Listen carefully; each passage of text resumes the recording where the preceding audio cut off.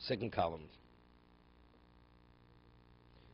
See, it said that anivus is the ultimate level.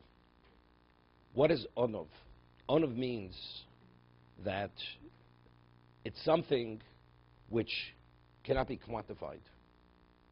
What is nothing? Right? Nothing is an absence. We say something's exalted. Exalt means you're exalted from that what's less than you. Or rom in elyonim, or you could even be exalted from that of what's above. Whether you're exalted from the lesser or from the greater, but there's a commonality between the two of them. What's the commonality? We're setting differences, right? You're more than the lesser, and you're more than the greater. But simultaneously saying you're more than everything. It's more. He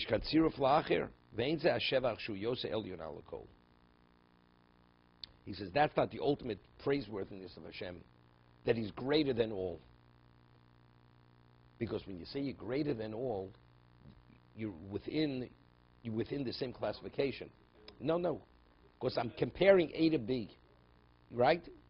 There's A and there's B. B is greater than A, or A is greater than B. But there's within the same framework, right?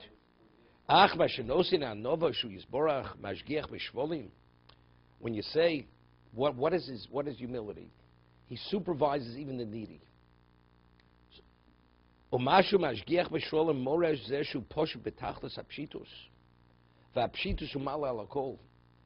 That you have that simpleness, you're not within the realm of quantification. It's a different dimension. You understand?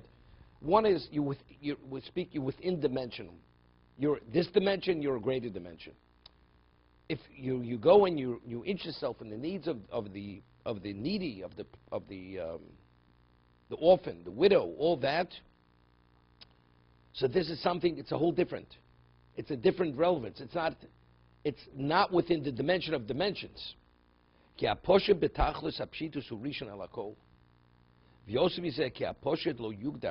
we say what I'm saying. It's lo yugdar. Lo yugdar means there's no getter. It has no limit.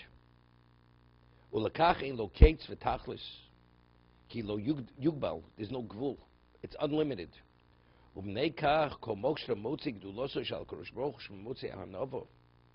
See, I would have said differently. I mean, slightly differently. I would say his anova reveals what his greatness is. You understand what I'm saying?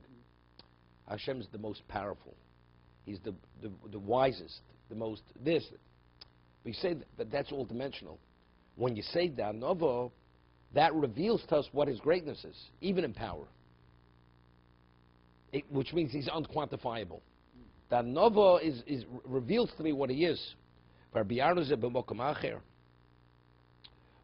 you understand why was Moshe, you'd say, I mean, Maharal says this somewhere else. We find that the Gemara says that one of the characteristics of Torah is it's compared to what? To water, right? It's compared to three mashkim, the Gemara says. Milk, wine, and water. What's the characteristic of water? It flows from a high location to a low location.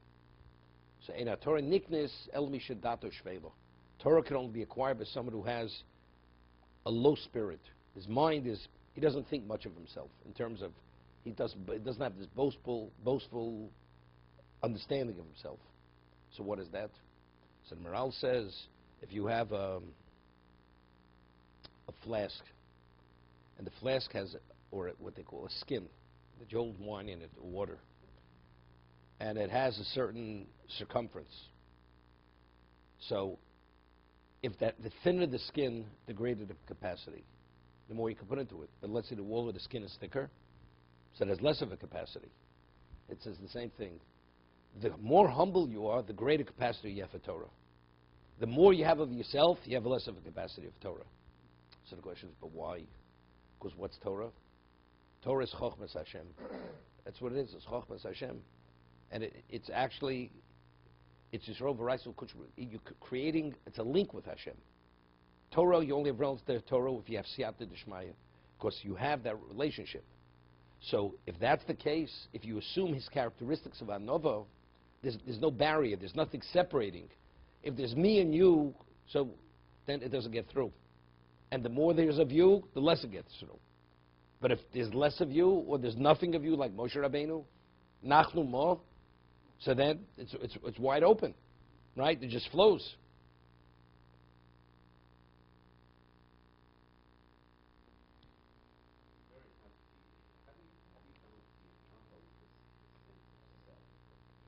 Not difficult. Not difficult. Not difficult. Not difficult. I'll give you an example. Okay, this is the example. You have a father, loves his child. The father is more brilliant than the child, more capable than the child, but the child's still a child, teenager.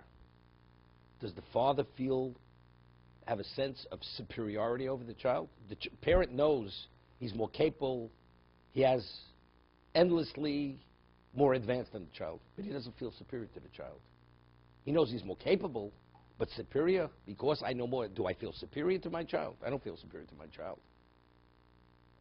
Gaiva is when you feel superior. That's Gaiva. So I know more, and that, therefore, there's no therefore. That's what I'm supposed to be doing. I'm utilizing my ability. Does a person pride himself that he eats 3 times a day, or he sleeps, or whatever, he behaves like that? A person's a decent human being. Does he pride himself that he doesn't steal? You know, it's there. That's what a human being's supposed to be. A human being's supposed to utilize his potential. So if that's the case, what's the superior? That you choose to be negligent and just forfeit your life, it's a rachmanus. That's what it is. It's not a feeling of superiority. Superiority is gaiva. The only one who's superior is only HaKadosh Baruch Hu. He's Geus Lovesh. He is truly superior. Human beings are not superior to the other. You know, it's interesting, you know, as they say, the founding fathers, you know, the United States. All men are created equal. And that's really, it's true. All men are created equal. Each person has his tachlis, has his potential. That's each of us. One person is not, you're not superior to the other person. You may be more capable, you may be more advanced, but you're not superior. Superior, I am that, you're down there. That's superiority. For whatever, exactly. But that's not superiority. That's who you are. That's what you're supposed to be. When we acknowledge somebody, we'll call them one man. How does that play? Even in Zaki, who's not a Talmud Chacham, we still think he's a good person. He's supposed to stand up for him. How does that play? Of course, you have to acknowledge his value. The person has the value. Right. That's what I'm trying to understand. He has value. So you have to acknowledge his value.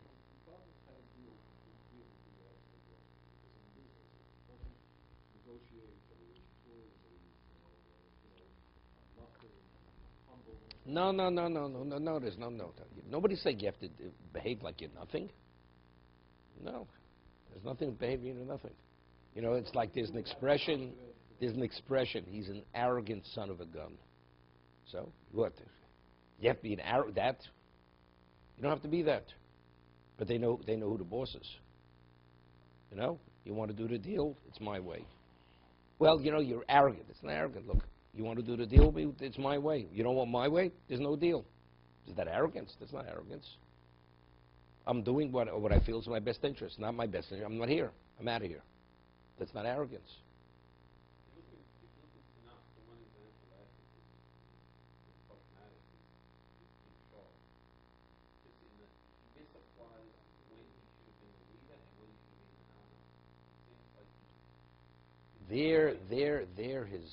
It had to do with his personality. That his humility he allowed people to dictate to him. Where he should have taken the bull by its horns. He should have taken full control. That they should have known that he's the king. But he was fearful to stand up against the people. That's what he said. I was afraid to say anything. Now, let's talk about it. You're in a location and people start speaking Lashon Hara. Chofetz Chaim speaks about this. Wait. So you're supposed to pick yourself, walk away. Speaks about a person says he can't walk away. No, because he feels he just can't walk away. So he says you should put your fingers in your ears. Not to listen to what's going on. What he says, you have to just tune out. Tune out. Don't pay attention to the conversation. But simultaneously, it has to be clear that it pains you what's going on. Because silence usually is what? You're accepting what's being said. You're in agreement. So by putting on that face of pain or disinterest, that shows that you're not associated with this. Pick yourself up and go walk away. What are they going to say about me? Who cares what they're going to say about you? That's gaiva. There's always that sense, I want to be valued. I don't want to be seen as some extreme whatever it is. But it's gaiva. It is gaiva. Person would be truly humble, pick himself and walk away without a problem. Right? So everybody. It's true. So the Chofetz Chaim is dealing with reality of people. There's no question. Chofetz Chaim be at the table, he pick himself up and walk away. Not a question. There's a story. Whenever Elliot comes, I remember stories about Moshe Feinstein. There was a story, it's not a joke. There was a story on the Lower East Side. There was a mikveh. And it's still there. The mikveh is still there. And there's a certain person who had the mortgage. He was a lawyer. And religious man, tough as nails, this man. And he was on the boards of certain yeshivas in those days, tough. He was born as a young boy in Europe, came to America. And he had the mortgage.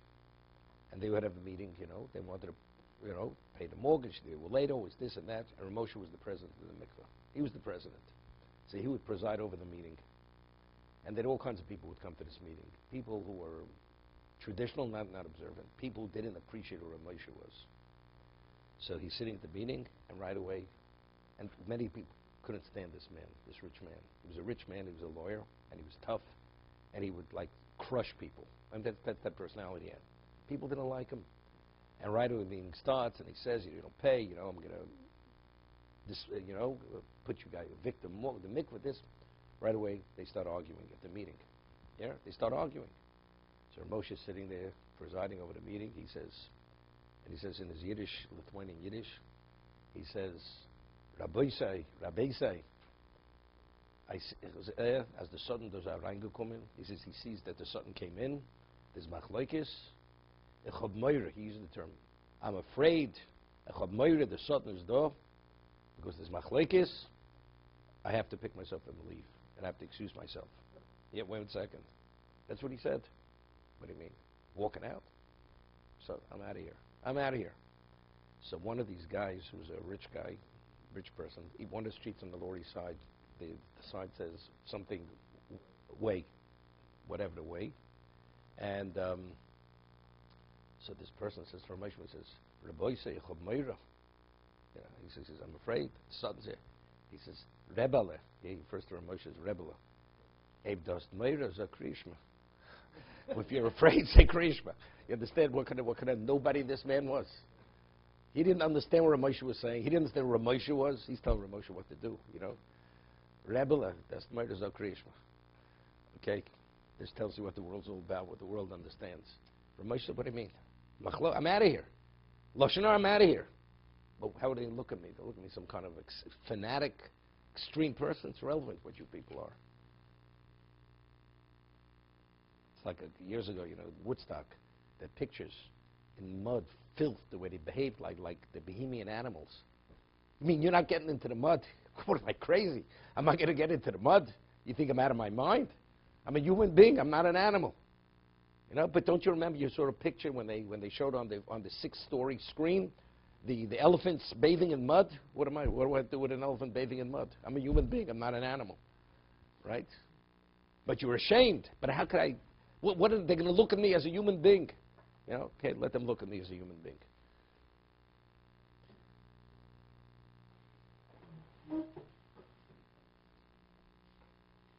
You know, when we explain it this way, it makes sense. But when you're involved, it's not so simple. Not simple.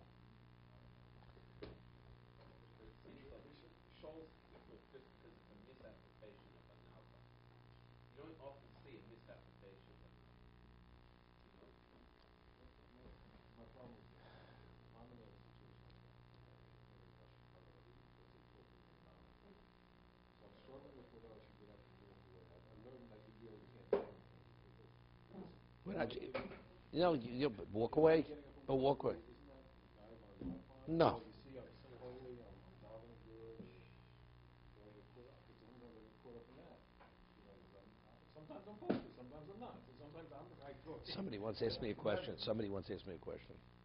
Certain person comes here, used to come very often, comes once in a while. And he says he had a friend, single guy, used to come over. His mouth was like a sewer. And his son was about 8, 10 years old. And he would use profanities in the presence of his son, which was, wasn't good. So he says, but I can't say anything. I'm going to insult him. The only way to do is to tell him, put him out of the house, finished. So, you're not welcome. He says, but I can't hurt his feelings. Can't hurt his feelings. What am I supposed to do? So I said, let me ask you a question. Let's say this friend of yours comes. Every time he comes to your house, he beats your kid up. He beats your son up. I can't put him out because I'm going to make him feel bad. You're going to let him beat up your son? I said, don't you realize what he's doing, speaking in his presence, the way he speaks, he's hurting your son. He's doing the same thing. If you put it in that context, it's not tolerable. You can't tolerate it. You're welcome if. You can't behave, you're not welcome. That's it. Begins and ends with that. You have to put things in context, understanding what it is, it's the equivalent of. Once you equate it to something else, and in that case there's no question, then there's no question the other thing also. It's the same thing.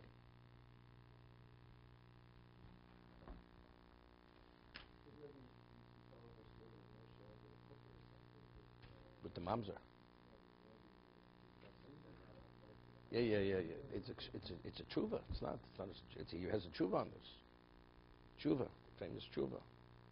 That the halacha is that a man who's married, his wife said, "Neither you're not permitted to hand one to another." It's called harchokos. Harchokos. That's the halacha. What? That is that, but it's rabbanan. It's a rabbinic violation if you do it. So there was a chuppah. So usually under the chuppah, the chassan takes the ksubah, gives it to his kala. So this rabbi wrote a question to Rav Moshe, but there's a question of malbim dechaver b'rabim. It's in public view. Here, somebody else. So people say, why isn't he giving it? Evidently, it's a problem. It's a chuppah nida. So Rav Moshe writes back with this innocence. You'd say it's navatei. He says, since when is observing the halacha embarrassment? You're embarrassed. You're doing the right thing. Why should you be embarrassed when you're doing the right thing? Why should that be an embarrassment? You're not permitted. Well, people know, so therefore people know. But that's the halacha. Why should you be embarrassed observing the halacha? Moshe didn't even understand what they were talking about. Okay.